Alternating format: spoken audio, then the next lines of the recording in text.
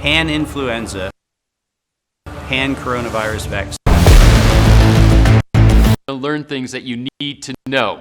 I also want to remind you that during this free viewing period, we have significant discounts on owning COVID Revealed, as well as some really great bonuses that you'll be interested in.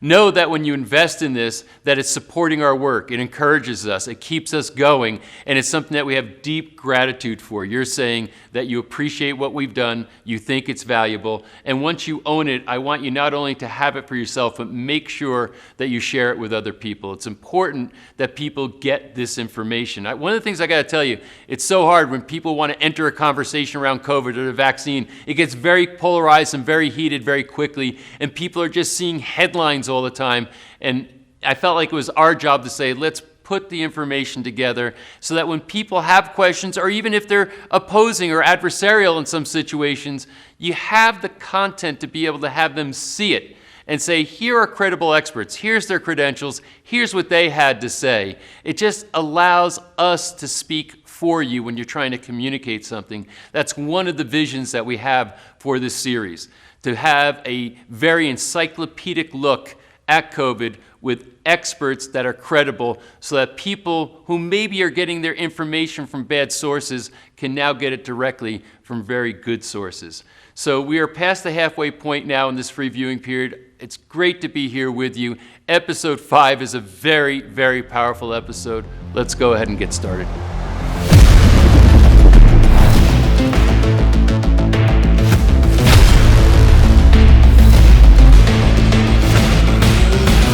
Sometimes people's intelligence can almost be overwhelming. They are so bright, so articulate, and have this high horsepower brain that they can take large amounts of information, sort it all for you, put it together, and then deliver it, and do it in ways like other people aren't doing. Well, that's the case with Dr. David Martin. You can't help but know you're in the presence of intense intelligence when he's speaking to you. He is somebody that's come on the scene to recognize certain aspects of this whole COVID story that really nobody else is talking about. And I have to say that this interview blew my socks off, and it's about to blow yours off too. It's a 2-part interview, so we're going to start with part 1 right now. David, I've very much been looking forward to this interview, so thank you for taking the time to come sit down with me. Oh, it's a delight, Patrick. Thank you so much. So I want to maybe approach this a little bit differently than most interviews where we follow a trail and then get to a conclusion. Maybe we got to do this more like a research paper because I know the vastness of the trail. Yeah. Let's start with the conclusion. And what is the conclusion? And then we're going to get into the trail that got us to this conclusion. So when it comes to COVID, in the general context in the world, what the world believes about COVID, what the media is promulgating versus what you know, what's the conclusion there? The conclusion is we have a conflict of 2 fundamental worldviews about what humanity is. There is a view which is informed by the industrial evolution, which is now turned into the kind of AI and cyber view of the world, which essentially sees humanity as a series of predictable, reductionist, kind of almost computer simulatable experiences. And in that world, what you want to do is you want to get consensus thought, you want to get consensus behavior, you want to get consensus acquiescence, you want to get the world to actually fit into a formula. Because that's a view of humanity that says that the best humanity is domesticated. That's one worldview. Gotcha. There's another worldview, and that worldview says that the essence of humanity is this unbelievable interplay where the spark of consciousness that tunes us into the frequency called humanity gives us the ability to see life as an ever-unfolding mastery of learning from that which has come before us, adding our own experience and our own intellect and our own creativity to that experience, and then passing along something that is fundamentally nonlinear and in many instances transcendent. And so when we think about it, that one worldview is the worldview that can build a cathedral where the cathedral has a dome that wasn't even contemplated when the cornerstone was first set, where you actually know that by virtue of building the thing you're building, somebody else is going to look at it and go, I wonder if you could do that with glass, and then I wonder if you could do that with an arch, and I wonder if you could do that. And in fact, by the very act of living, we're innovating a more rich experience. So one worldview takes us down a progression towards consensus, monotony, and ultimately absolute replacement with a digital reality. Mm-hmm. And another worldview says that's not what humanity is. That's what an industrial model of a regression-oriented control system is. And we are, in fact, living the fork in the road. Mm. So that's the cool thing about where we are. And this conversation is advocating for the cathedral. Great.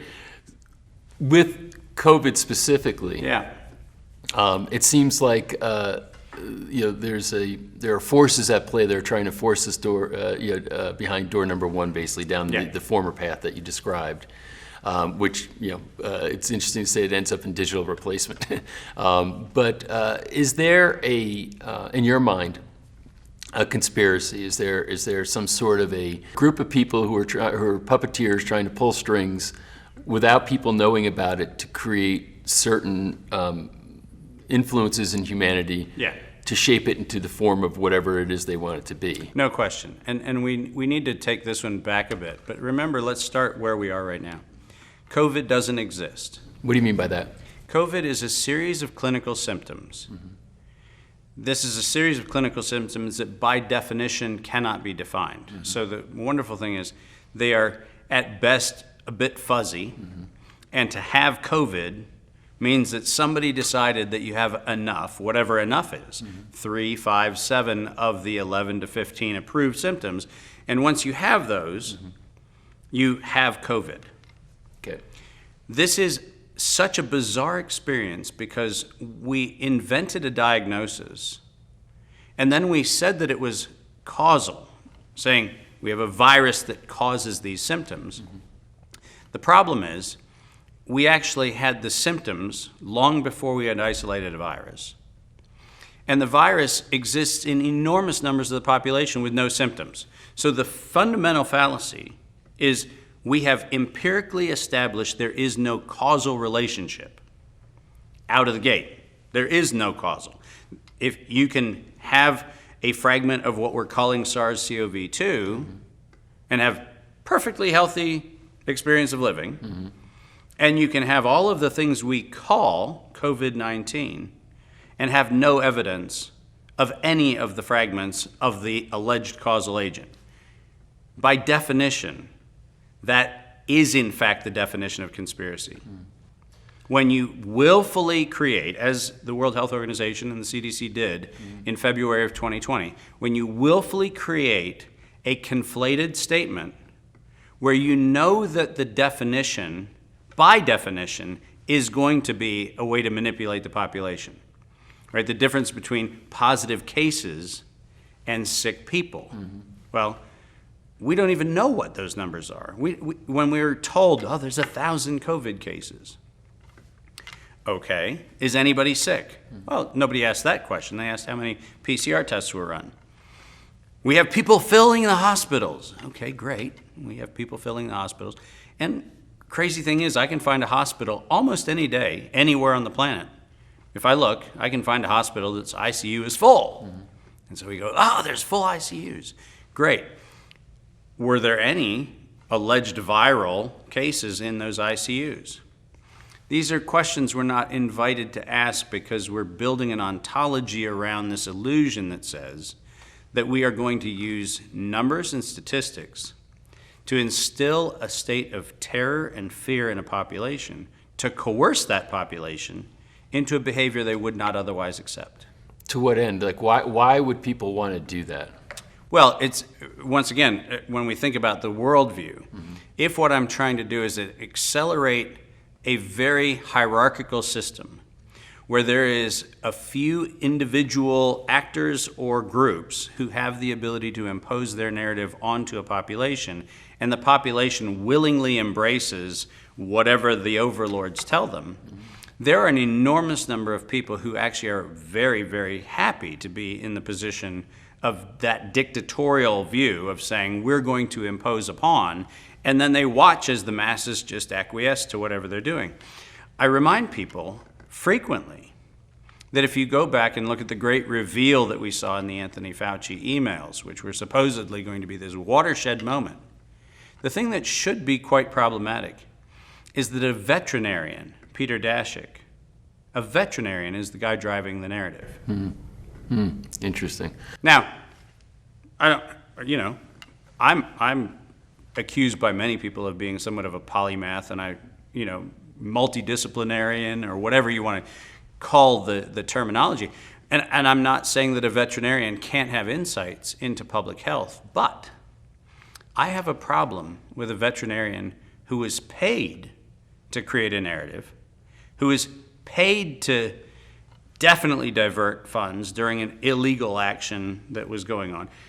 I have a problem with that veterinarian being chosen to be the one running the narrative, where he's telling the world, we need to make sure that people don't get suspicious about the laboratory in Wuhan, don't get suspicious about other things. It's somewhat ironic that the only person who's building the narrative is the person who was actually running all the ingredients that went into the narrative. And those kinds of things are the self-evident components of a story that says this was a manufactured narrative. And the manufacturing the narrative, unfortunately, has a very long history. Is there a relationship, though, between a contagion and these set of symptoms called COVID-19? No. So all the viruses, and I know we're going to get into the patent history on these things, Yeah. et cetera. When someone shows up and there's an apparent observable cause and effect, meaning here's a person who has the symptoms or develops the symptoms of COVID-19, and there is these other people are also that they were around seem to be have gotten it also through some sort of transmission. Yeah. Is that there's no cause and effect there? No, or? this is the fallacy of regression. Mm-hmm. And I apologize in advance for everybody who hated math in the 10th grade or the 9th grade when you first saw that y equals mx plus b formula. Mm-hmm. But here's the fallacy. Those same people were around a bunch of other people who didn't get sick. Mm-hmm. And ironically, the person that allegedly got sick wasn't around somebody who was sick before. So once again, what we're doing is making the mistake of association and causation. And that's a fundamental problem. That's the epidemic of stupidity. Make the distinction, association versus causation. Yeah, so if I'm measuring a thing, there's a higher probability that I'm going to see the thing than if I'm not measuring it. Well, you can't see it if you're not measuring it. Well, there you go. Yeah. So the funny thing is, if I have a population, I don't care what the population is. If I have a population, I bring the population in, and I say I'm going to measure blood pressure. You know what I'm going to find? Blood There's pressure. going to be some people who have higher blood pressure and some people who have lower blood pressure. Some of them are going to know that they had it, and some of them are not. Some of them are going to be symptomatic, and some of them are not. But I'm going to only see that which I choose to measure. Now, the funny thing is, we picked a measurement device in this particular instance, which was not specific to a pathogen. Right? There has not been a SARS test ever run in the population. The RT-PCR amplifies a fragment associated with what we think we've called SARS. So, people think, oh, we've tested for the virus. No one has ever tested for the virus. Hasn't been done. So what are they testing? They're testing for fragments of either RNA strands or protein strands associated with what we think would be produced by the virus. But the RT-PCR itself cannot measure what we think we're measuring. So we do what's called cycle threshold amplification. And that's what the RT-PCR is about. It's about taking a sample and repeatedly amplifying all of the little fragments of nucleic acid sequences, we're amplifying those fragments anywhere from 25, 28, 35, 40 cycle thresholds. What that means is we're taking a tiny little speck of dust, we're reproducing it a whole bunch of times, and then we're trying to figure out whether the dust came from the carpet or from the sofa or from the chair or from the dog. Mm-hmm. Now, the good news is we can build a hunch after a certain number of times looking at the thing. We can build a hunch that goes, it's probably from either the carpet or the sofa. Mm-hmm. But we can't tell you whether it was from the carpet or the sofa because there's similarity between the fibers in both of those. Mm-hmm. And because all we're measuring is this tiny little subfragment of it, we can get to it's probably a furniture thing. Mm-hmm. And that's what happens in RT-PCR. We're amplifying this fragment to the point where we think we probably have an association. But this is a disease based on the manipulation of statistics. So why not based on the existence of a thing. And the thing, remember, there's, by the way, a very simple thing that could be done. Every research facility that has ever researched human tissue has samples of human tissue that predate November 2019. Mm-hmm. I don't care where you are. I ran labs. We kept tissue samples from people for 8, 10, 15 years. If we wanted to solve this question immediately, you know what we could do? We go to a tissue bank and say, let's take 100 samples from prior to November of 2019. Let's run those samples and let's see if there's any SARS-CoV-2 in those samples. You'll conspicuously notice why the research project that I just described has never been done. Why hasn't it been done? We'd find it. Yeah. And if we found it, then we'd have a hard time selling the story that we had a new disease. We'd have a hard time selling the story that we have a new pathogen. And the reason why we'd have a hard time selling the story is because it is in fact a story that's falsifiable with a very, very, very simple but not done exercise. So maybe two questions. Number one, so why did we choose the PCR test in the first place? The experts, are they in on it? Of course, they have the patent on it, so yes. Okay. There's a big financial interest in selling a test that you can run persistently and have no accountability for what you're testing. It's a fabulous money grab. Wow. All right. And then number two, what's the end game here? What's the agenda to say that, hey, we're going to basically create this work of fiction, yep, get everybody in fear and terror, cause behavior, and there's the censorship going on. I mean, it's kind of easy to observe. There's things. Yep. But could there be a conspiracy on this scale? It's not a conspiracy. It's actually, remember, conspiring, if we go back and get to the lexicon of this, right? Conspiring is when one or more parties get together mm-hmm. to create an act, whatever the act is, which is intended to either hide or harm. That's kind of the core of what conspiracy is.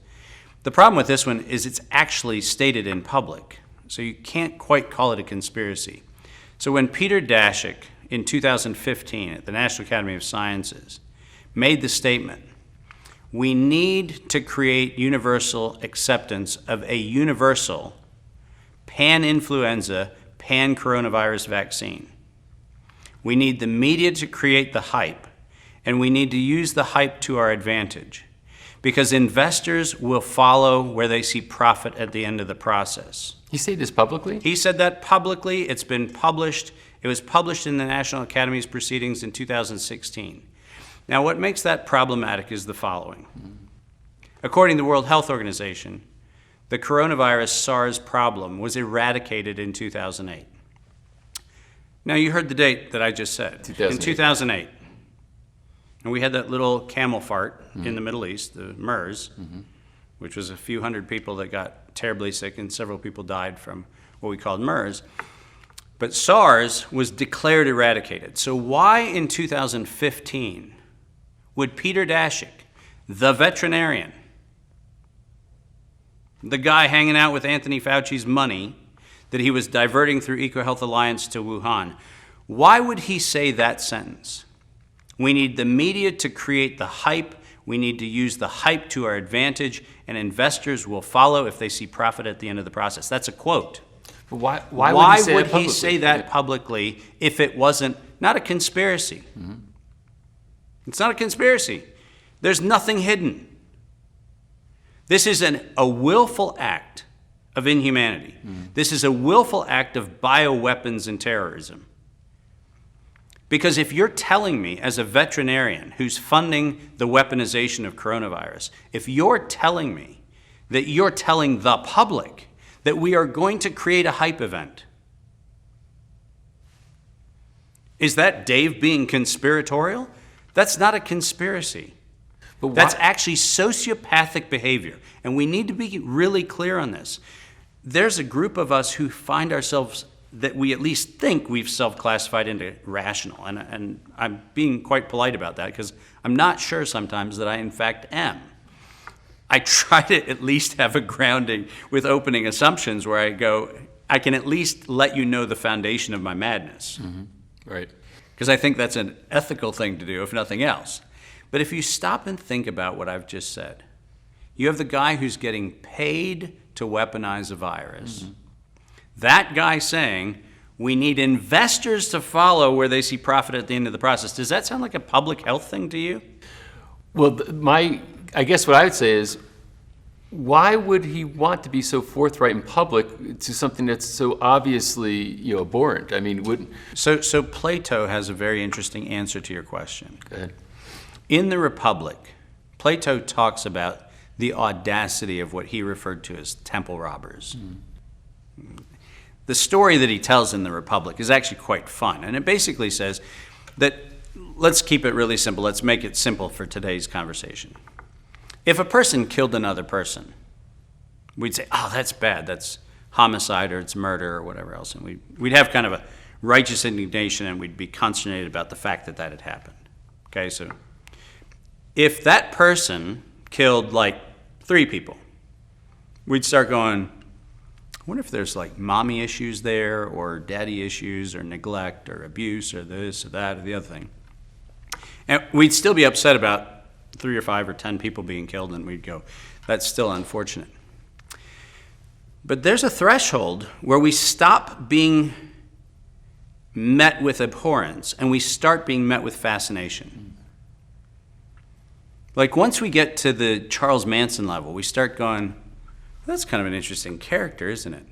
Right? We're not taking the sum of all of the deaths and going, I would be shocked with that one, shocked with that one, shocked with that one. What we do is we actually numb ourselves to the fact that we're talking about the eradication of human life.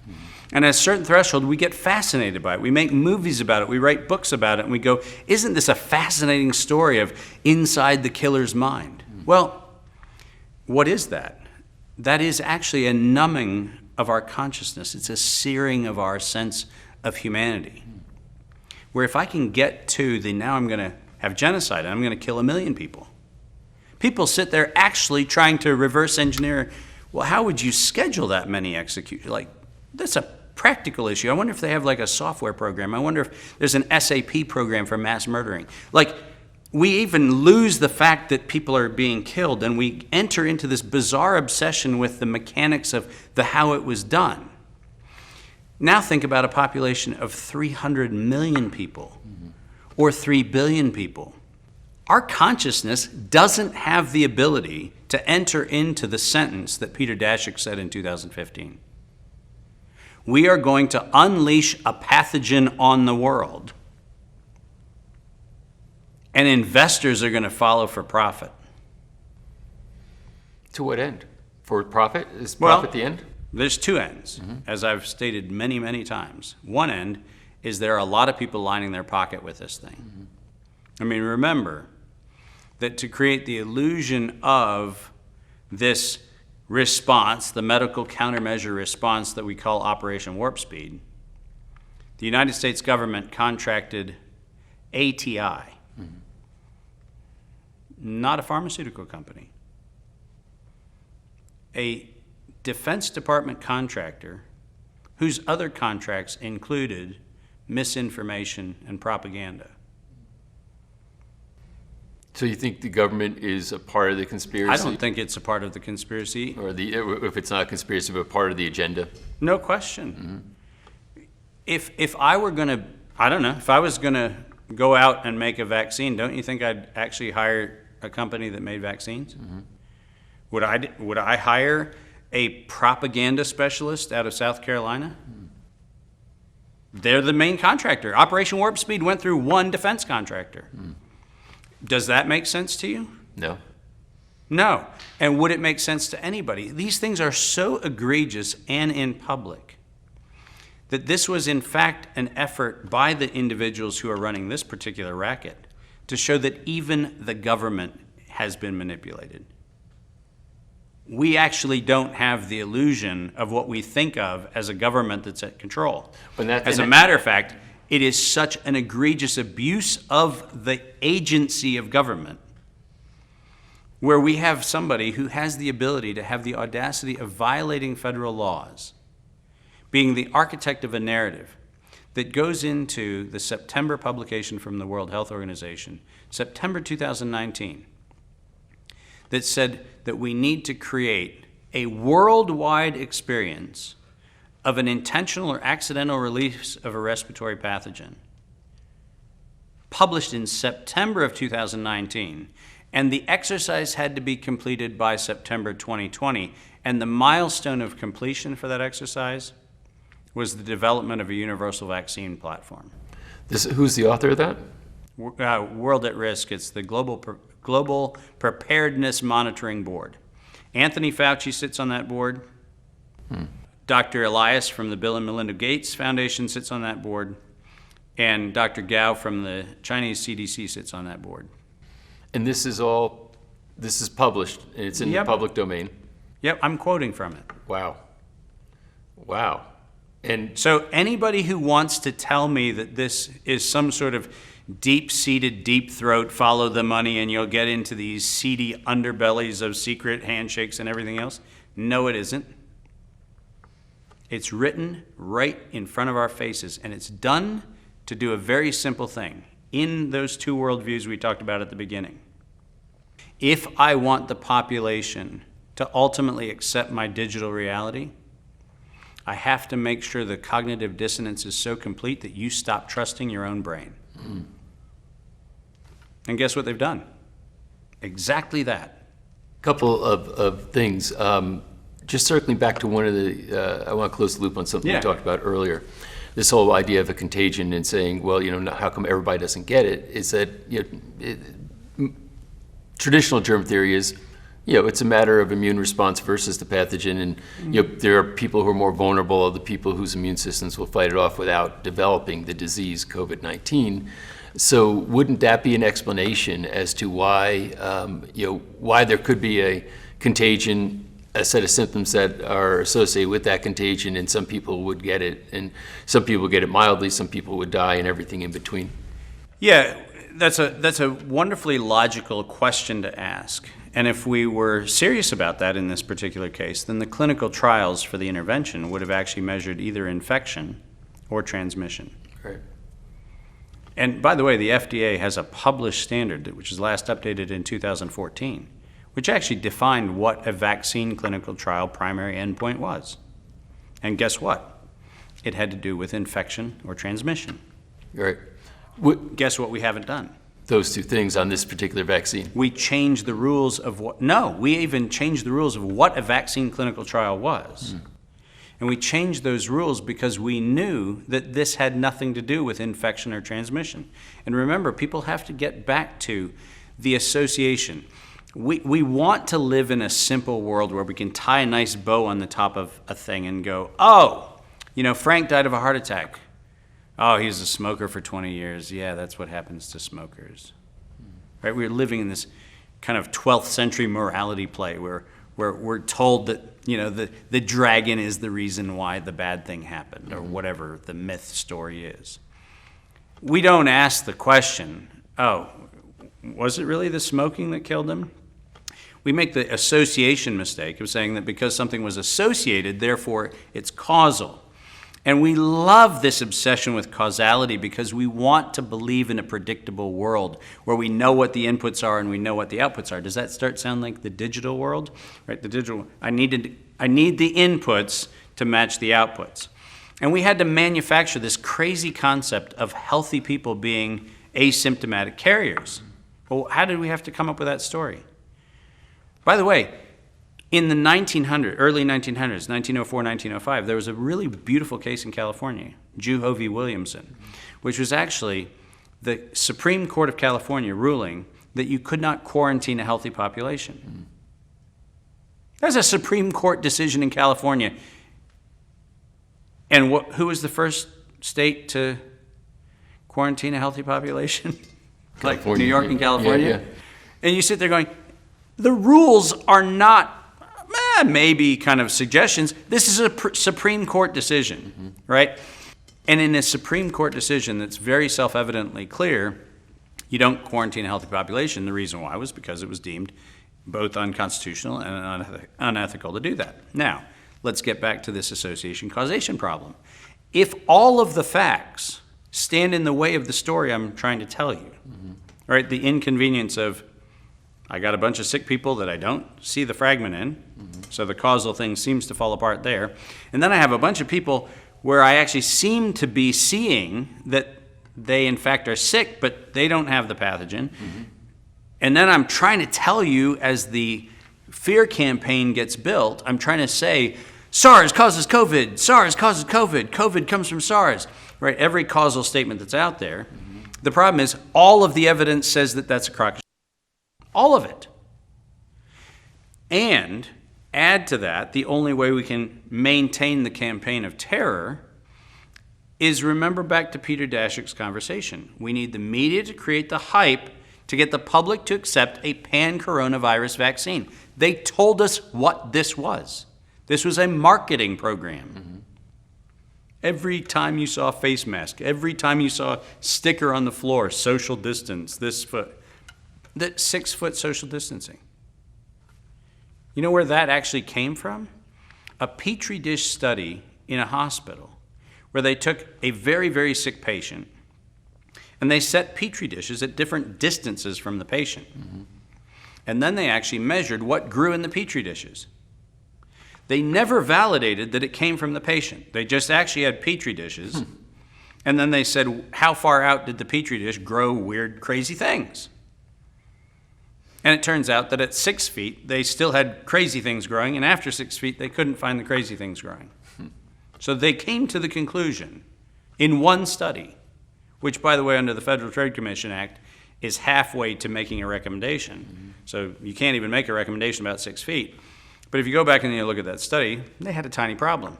They never showed that any of the things that grew in the Petri dish were infective. We don't know.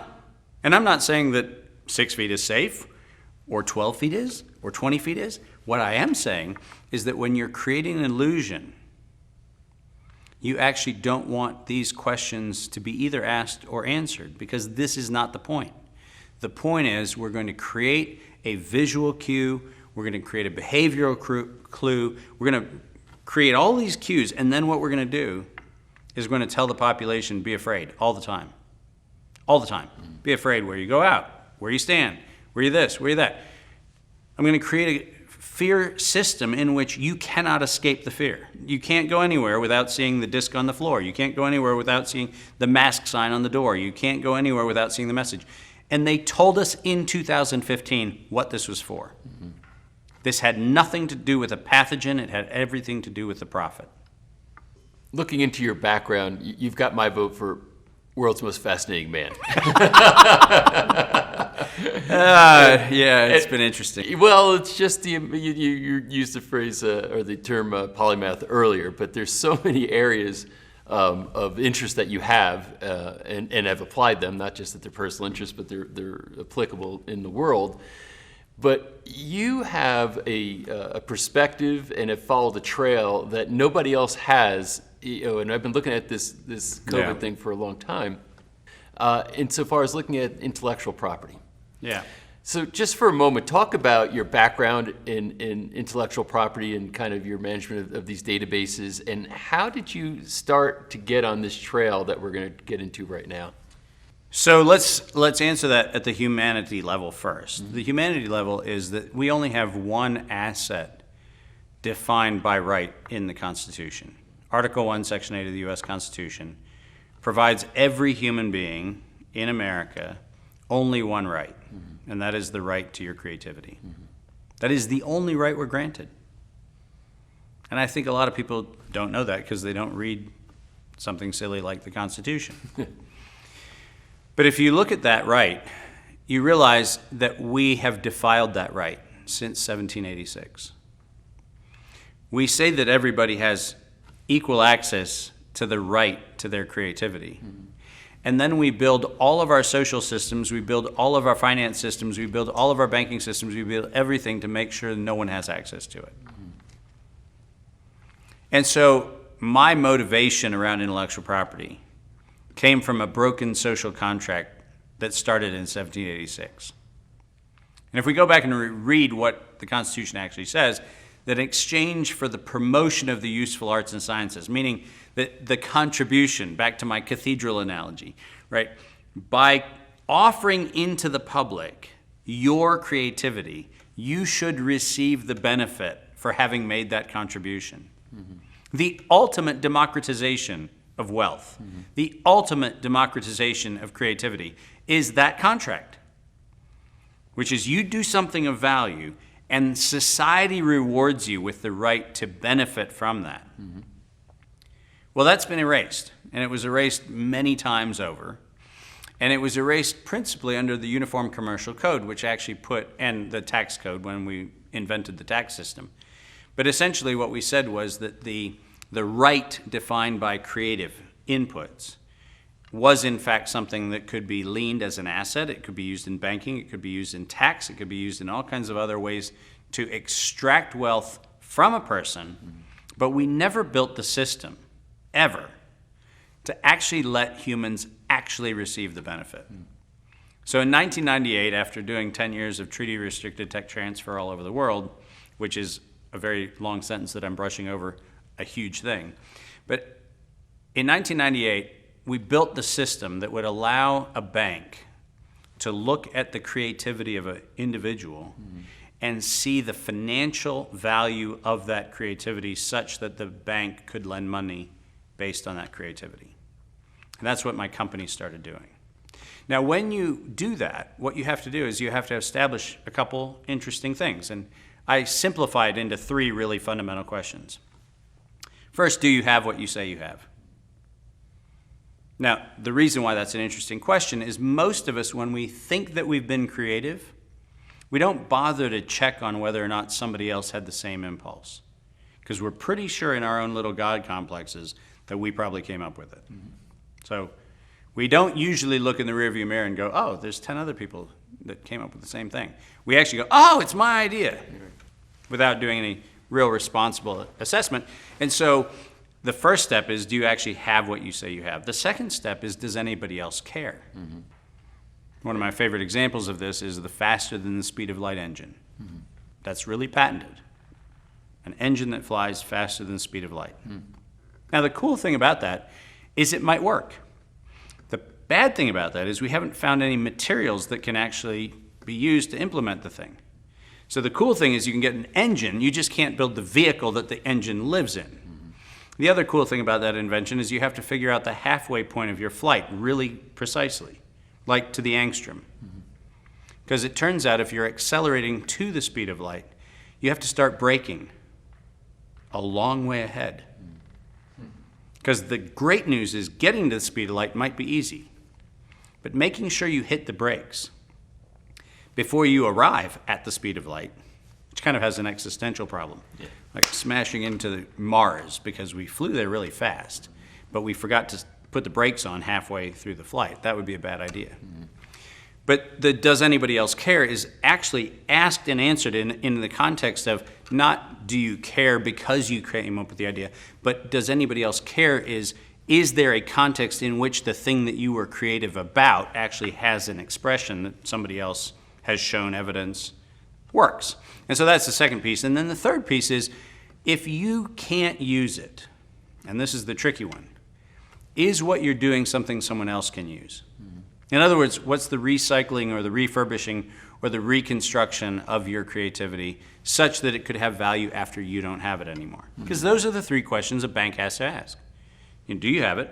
That's an important one. Does anybody else care? That's an important one. That's the value question. And then can somebody else use it if you're not using it, is the collateral question. That's the fundamental of banking. So in 1998, we built the system which uses linguistic genomics to answer those three questions, which is really cool. The bad news is, when we digitized the patent record the very first time, we found a bunch of evidence of violations of biological and chemical weapons treaties. Just by virtue of looking through what was there. Yep. You weren't looking necessarily for that. No, but no, it no. just The cool emerged thing out of about the my data. worldview is I like to enter into every experience of my life with the knowingness that there is something to find out and the unknowingness of, and I have no idea what it is. So one of the things we found was a bunch of stuff that looked like it was violating biological and chemical weapons treaties. And that was really problematic when we started seeing that a bunch of what were called pathogens, viruses, bacteria, various toxins, seemed to be showing up in things where they didn't belong. My favorite example is the blast-resistant rocket-propelled grenade that is actually patented to deliver a payload of biological agents. Now, I don't know about you, but I can see a syringe and I can kind of go, yeah, that's probably the way I would deliver a biological agent to somebody. When it's on a rocket-propelled grenade, I'm not sure I can quite believe that that wasn't meant to be an agent of war. Right. Something about the rocket-propelled grenade. I don't know. I have a cognitive problem with it. And the treaties prohibit even the development of such things. Let alone Any research into, development of, perfection of, commercialization of, anything else. just agreeing not to look at it. Yeah, it's kind of a big deal, and that's kind of the end of the Second World War. We said that is a really bad thing, and we don't want the world to have that again. But here we're finding all these weird patents, and I started looking at these weird funding patterns. And remember, Anthony Fauci started NIAID in 1984. What is that? The National Institute for Allergy and Infectious Disease. He started in 1984, and it seems like as he started in his role of the director of the National Institute for Allergy and Infectious Disease, the bioweaponization of pathogens also seemed to start going through the roof. And that was an alarm bell for me. Because if you're running an NIH program, the National Institutes of Health program, you're running an NIH program to allegedly help, cure disease or help with, long-standing disease. And then I'm starting to see these weird things showing up in bioweapons programs and military programs and everything else. I'm asking a question. Now, I wasn't looking for the bad guy. I just was looking at this information going, there's a self-evident problem. It seems that NIAID is weaponizing a pathogen model. Anthony Fauci hides in every public statement behind the fact that he was trying to find a way to naturally develop an HIV vaccine. So Anthony Fauci's cover story is I'm trying to make a vaccine vector that allows me to deliver HIV vaccines, and that's the argument he's stood behind all along. The problem is, if I'm doing that, I probably wouldn't be getting DARPA funding. You got DARPA funding? Yeah. So explain what DARPA is, please. The Defense Advanced Research Program, which is this kind of black ops of the science and technology community funded by the military complex to actually come up with novel ways to defend the country or attack others or do whatever you want to do. And you start saying this alliance between the defense